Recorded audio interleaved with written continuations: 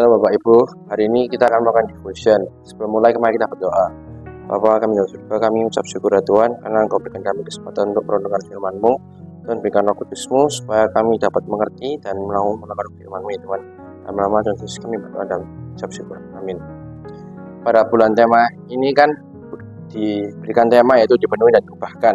Saya pilih judul khotbah yaitu dampak pencurahan Roh Kudus dari penuh kuasa ke hidup yang diubahkan. Di Kisah Para Rasul 1 ayat 8 tertulis bahwa tetapi kamu akan menerima kuasa kalau Roh Kudus turun ke atas kamu, dan kamu akan menjadi saksiku di seluruh Yerusalem dan di seluruh Yudea dan Samaria dan sampai ke ujung bumi. Poin pertama yaitu Roh Kudus memberi keberanian dan kejelasan dalam bersaksi. Pada poin pertama ini saya ambilnya di Kisah Para Rasul 4 ayat 31. Dan ketika mereka sedang berdoa, bergoyanglah tempat mereka berkumpul itu, dan mereka semua penuh dengan Roh Kudus. Lalu mereka memberitakan firman Allah dengan berani. Di poin pertama ini saya pilih tokoh yaitu Billy Graham. Billy Graham ini penginjil yang besar pada abad yang ke-20. Billy Graham ini dikenal dengan keberaniannya dan kejelasannya dalam memberitakan firman Tuhan, bahkan kepada jutaan orang di seluruh dunia. Billy Graham ini sangat-sangat menekankan adanya kuasa Roh Kudus dalam pelayanannya. Pada bukunya yang berjudul The Holy Spirit pada tahun 1978 tertulis bahwa the Holy Spirit gives the evangelist power not only to preach, but to speak with clarity, authority, and conviction.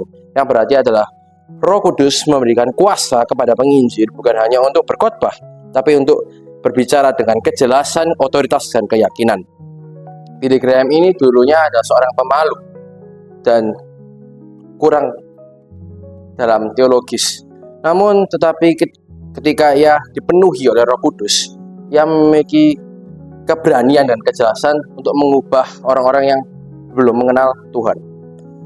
Kita pun sebagai orang Kristen dapat dipakai Tuhan untuk menjadi saksi yang berani dan ketika kita mau berserah kepada kuasa Roh Kudus. Billy Graham ini bukanlah pembicara yang luar biasa pada awalnya. Billy Graham ini mengaku gugup pada awalnya ketika ia berkhotbah.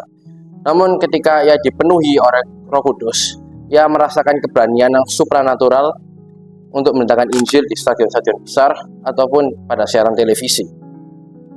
Ini menunjukkan bahwa keberanian bersaksi bukanlah soal kepribadian, tapi atas hasil dari Roh Kudus.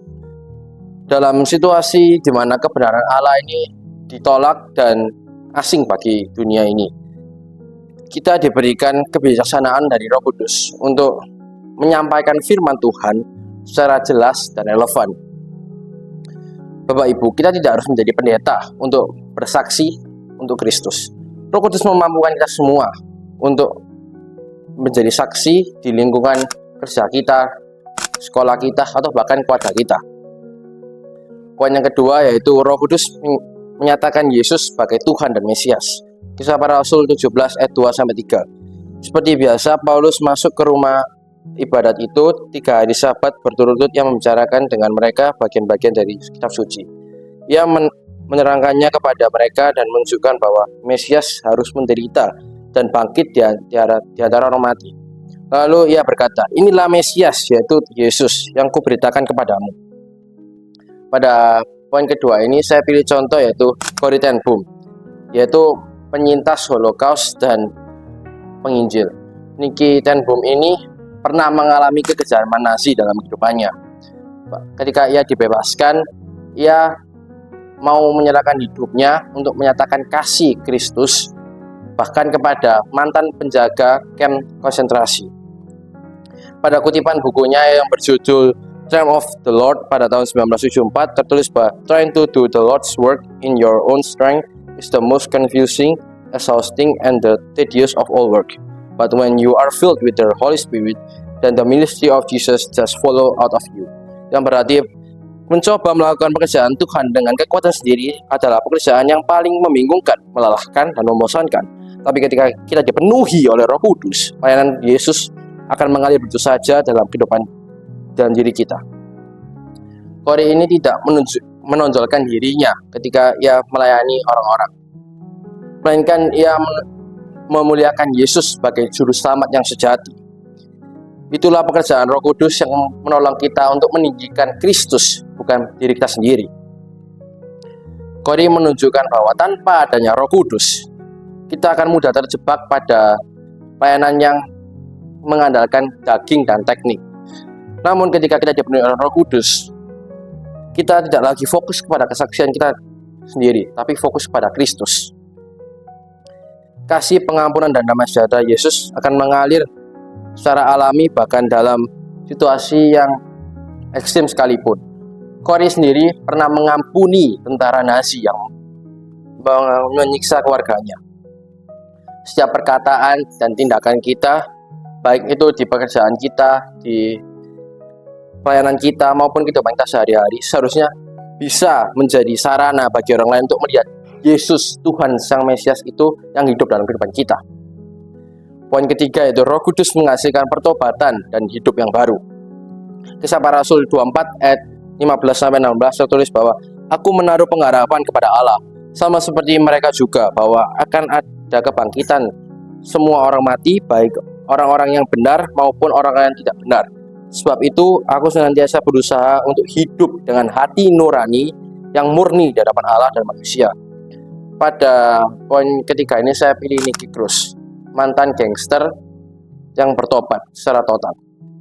Nicky Cruz ini adalah pemimpin geng di New York. Dia ini bertobat secara radikal ketika ia mendengarkan firman yang diberitakan oleh David Wilkerson. Hidupnya diubahkan total dari gangster menjadi penginjil. Dalam bukunya yang berjudul Run Baby Run pada tahun 1968, tertulis bahwa the Holy Spirit was more than just an emotional feeling. He was the power that broke my chains, healed my wounds, and give me a new beginning. Yang berarti bahwa Roh Kudus bukan hanya perasaan emosional, dia adalah kuasa yang memutus rantai-rantaiku, menyembuhkan lukaku, dan memberikan awal yang baru. Nicky Cruz adalah gambaran pada Kisah Para Rasul 2 ayat 37-40. Dari hati yang keras menjadi hati yang bertanya, apa yang harus aku perbuat? Roh Kudus bekerja bukan dalam kesaksian yang luar biasa, namun hal yang sederhana sekalipun untuk membawa pertobatan yang sejati. Hidup Nicky Cruz ini sangat gelap, penuh dengan kesengsaraan, penuh dengan kekerasan, penuh dengan kebencian, dan penuh dengan kehancuran. Tapi ketika ia mendengarkan Injil dan hatinya disentuh oleh Roh Kudus, ia mengalami pertobatan sejati, bukan karena ia takut, tapi karena Roh Kudus bekerja dalam hatinya. Hidupnya berubah total dari seorang kriminal menjadi penginjil yang luar biasa. Ini adalah suatu transformasi yang radikal, yang tidak mungkin hanya mungkin karena Roh Kudus. Kita pun bisa dipenuhi oleh Roh Kudus, dan kita akan memiliki hati yang terbeban akan jiwa-jiwa, dan Tuhan akan memakai hidup kita untuk menjadi sarana bagi orang lain, supaya orang lain dapat bertobat karena kita, baik melalui kesaksian hidup kita, doa, atau pelayanan kasih kita. Sebagai penutup, tokoh ini adalah bukti nyata bahwa pencurahan Roh Kudus ini berdampak nyata dan berdampak besar bagi dunia. Kita mungkin bukan Billy Graham atau Corrie ten Boom atau Nicky Cruz, tapi Tuhan memakai orang biasa untuk pekerjaan yang luar biasa jika kita ingin dipenuhi oleh Roh Kudus. Kesimpulan, pencurahan Roh Kudus ini bukan hanya untuk pengalaman secara rohani pribadi, tetapi untuk membuat kita berani dan jelas dalam bersaksi seperti Billy Graham, menjadi hidup yang fokus memuliakan Kristus seperti Corrie ten Boom, dan menjadikan kita alat transformasi dan pertobatan bagi orang lain seperti Nicky Cruz. Apakah Bapak Ibu siap untuk menjadi saluran keberanian seperti Billy Graham, hidup memuliakan Kristus seperti Corrie ten Boom, dan membawa pertobatan seperti Nicky Cruz? Mari Bapak Ibu kita buka hati kita supaya kita dipenuhi oleh Roh Kudus, menjadi orang yang berani dan memuliakan Kristus, dan menjadi pembawa pertobatan bagi banyak orang. Mari kita berdoa. Bapa kami dalam surga, kami ucap syukur Tuhan atas firman-Mu. Tuhan, penuhilah kami dengan Roh Kudus-Mu supaya kami berani dan memuliakan Engkau terus menerus ya Tuhan. Dan supaya kami juga menjadi pembawa pertobatan bagi banyak orang.